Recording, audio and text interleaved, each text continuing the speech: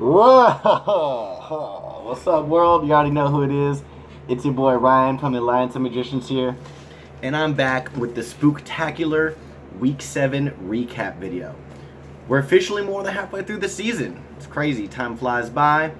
I love doing the Halloween recaps around this time because we're finally seeing some separation in the teams. So, that being said, at the beginning of the season, I asked 5 questions that have to do with Skip Scramble this year.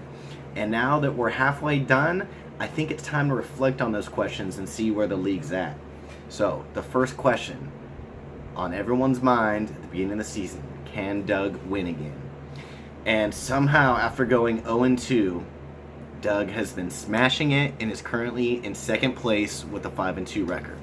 So, Doug is also second place in points, so it's not like he's getting crazy lucky or anything. Let's look at his team.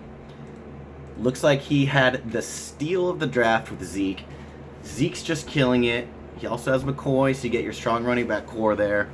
And no suspension. If he doesn't get suspended the rest of the season, Doug has probably the strongest team in the league as far as just solid core goes. Now, if he gets suspended, then he's gonna want to wish that he got suspended earlier, because it's gonna suck if he makes playoffs and then is missing his stud guy.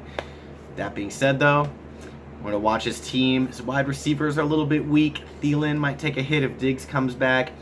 Hilton, might never take off if Luck never comes back, and he's currently flexing Crowder right now, which is just never a good sign. But bye weeks happen. So, question number 2: can EJ be the real deal this year?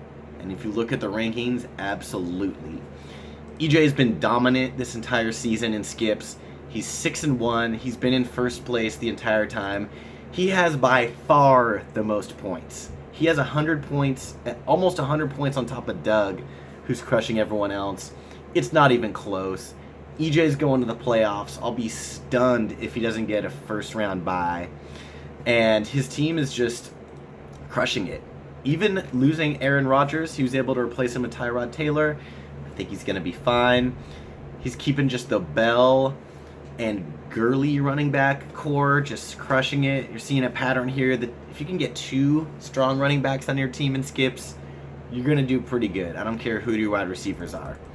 And, EJ's got some decent ones. We got Landry, we got Garcon, Stills, Lee's had some good pickups. He's got Seattle defense. EJ's team is going to keep dominating.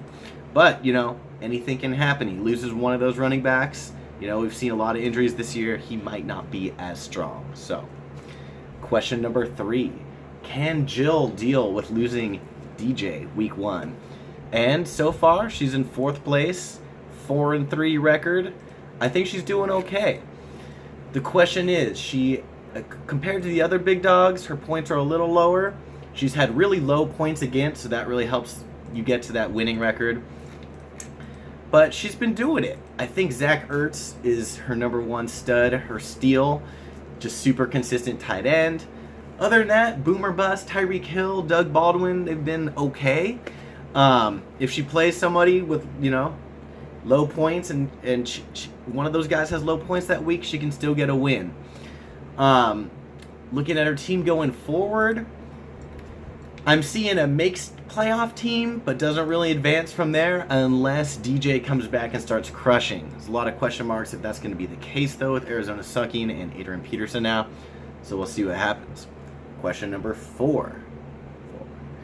Of the weird draft teams, I singled out Jesse's extremely heavy Chargers team, Brandon's team that picked a lot of studs that aren't studs anymore, and Derek's team, where he kind of reached for some bad boys. Which team is most likely to have the most success? Garrett picked Derek's team. Derek's currently at last place at 2-5 with pretty low points. Sam picked Jesse's team. Jesse is currently in 5th place with a 4-3 record. He's doing pretty good for himself. He definitely has low points in that playoff bracket, but he's definitely exceeding expectations. Chargers are doing all right. They've had a 3-game winning streak. Just playing those 2 Chargers receivers, somebody's going to get the points, and so far Jesse's been doing pretty good. Who else we got for Jesse? Russell Wilson having some blow-up games. Hyde, and I think his most probably one of the better pickups of the year. He's got Dion Lewis, who looks like he's taking over the Patriots backfield. So can Jesse make playoffs again? We'll see, but he's going to be a force, and we're going to have our eye on him. Right, question number 5 was, which team was better out of Sam and Garrett's? Each answered their respective team, obviously, but the surprising thing is they are right next to each other in the rankings. We got Sam in 9th place, 3 and 4. Garrett in 10th place, 3 and 4. Sam has about 50, 60 points on Garrett, but I think Garrett's team is trending upwards. He's won 2 games in a row now. Anything can happen. Sam's team, unfortunately, is trending downwards. He's had some brutal injuries. He's lost, how many in a row now? I think 3 in a row, 2 in a row, 3 in a row. So it's going to be interesting to see if those guys can make the reach back up into the playoff spot. So going forward, week 8, what are we looking at here? I got a matchup with Sam. We're both 3 and 4.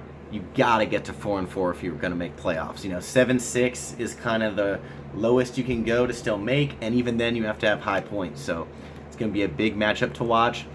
Other than that, we're keeping our eye on Shannon's team.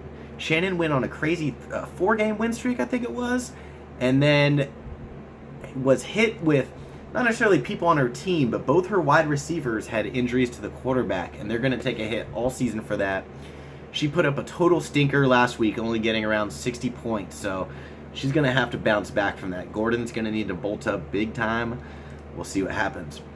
From there, we got our bottom boys. Bud Light scraping at the bottom matchup is going to be Derek and Chris. They're both 2 and 5. One of those teams is going to go to 3 and 5. We'll see who it is. They both need to keep playing to, sustain, maybe get a win streak going. What other matchup am I liking here? Eric. No one was talking about Eric's team after he went, I think, 4-0? He went 4-0. No one's talking about Eric.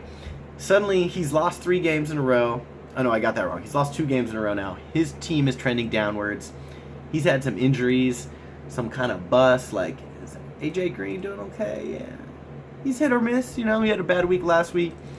His running back core is pretty weak. I'm looking at this week. He's starting Crowell and Gore. That's a pretty ugly starting running back lineup. But he does have Alex Smith, who's been smashing it this season. He's going up against Tane, who I think it was Tane went 4-0 and then lost 3 in a row. So we got 2 teams that are in kind of free fall mode right now. Yeah, Tane was 3-0. He's lost 4 in a row now. He needs a win. So that's going to be a matchup to watch. Eric versus Tane.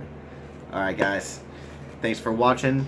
This has been the Skip Scramble Halloween special recap video. Sound off in the comments about what you're going to be. Hope you guys have a good time. Stay safe. And let's keep this season rolling. It's going to get spooky. Alright, I'll catch y'all later. Peace.